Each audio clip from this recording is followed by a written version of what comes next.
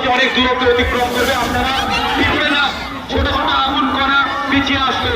আমরা প্রথম থেকেই বারণ করেছিলাম একটা নির্দিষ্ট দূরত্বে আপনাদের দাঁড়াতে।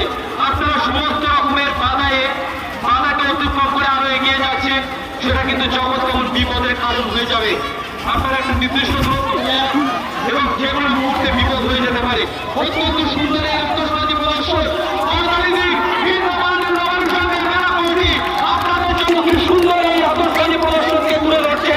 2024 সালের মহামনসা মেলার বিদায়ী অনুষ্ঠানটি রাশিয়ার চরকির মধ্যে দিয়ে আমরা দেখছি কি অপরূপ সুন্দর এই দৃশ্যপট। চৈতালি রাতের চৈতালি এই অন্ধকার মুহূর্তটি আরো সুন্দর হয়ে উঠছে।